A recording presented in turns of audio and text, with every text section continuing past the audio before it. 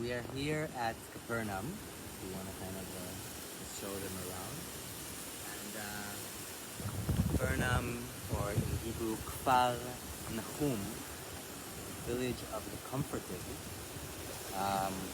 basically in literal translation, is the place where Jesus spent a lot of the time throughout his ministry around the Sea of Galilee. That's just behind us.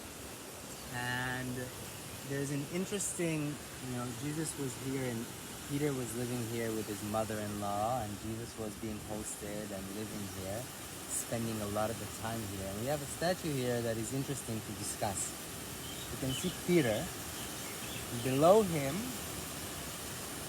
you can see a fish, and he's holding a shepherd's staff. And it kind of helps, it's interesting to talk about the difference when Jesus recruits his disciples, fishermen, and he tells them, I will make you fishers of men. But at the end, after his resurrection, and when he reveals himself to Peter, and Peter acknowledges his love for him 3 times, he gives him the staff, and he tells him,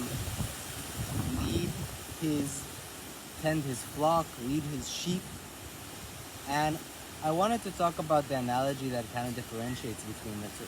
Why, at the end of the story, would he not be giving, if he told them he would make them fishers of men, why not give a rod or a net? Why a shepherd's staff? Why that context?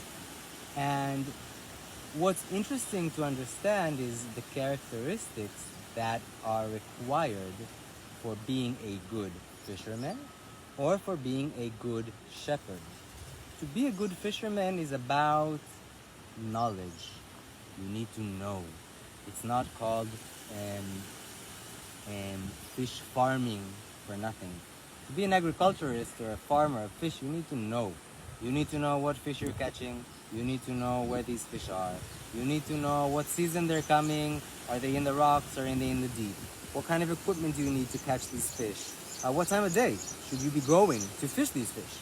Right? This is knowledge that is crucial to be a good fisherman. And that's what happens. Jesus does make them fishers of men. Because when he recruits the disciples and they walk with him in the land, and he's debating with the Sadducees and the Pharisees and the people around the land, they're there, watching, learning people, responses, reactions, everything. But at the end, Peter receives the staff of a shepherd. Now let's talk about what it means to be a shepherd. Now that he's already a fisher of men, he knows people, he knows humanity and the responses that they bring forward. Now he's ready to be a shepherd. To be a shepherd, if we talk about it, very important figures in the Bible: Moses, Isaac, Jacob, David, shepherds. To be a shepherd, you need to have different qualities than a fisherman. First of all, you need to have courage. When you lead your sheep, sometimes, and we talked about this, David and I, David and Goliath, David talks to Saul. Saul tells him, what are you going to do? You're just a boy. And David answers him, don't you worry. I've protected my flock I've killed bears, I've protected them from lions. You need to have the courage to defend your flock. Second of all, you need to know the terrain. You need to be able to make tough decisions. If there's a drought, you need to understand that your decisions are crucial.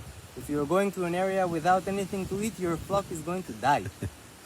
So you need to have the agility, have the leadership, have the courage, and have the capability to take strong, important decisions which are crucial for your flock and hence for you. And when Peter completes the cycle of learning people and the whole process that he goes through with Jesus, all the way, he's ready to lead the people. And when he's ready to be a leader, he's become a shepherd and not a fisherman. He's gone through both. Thank you.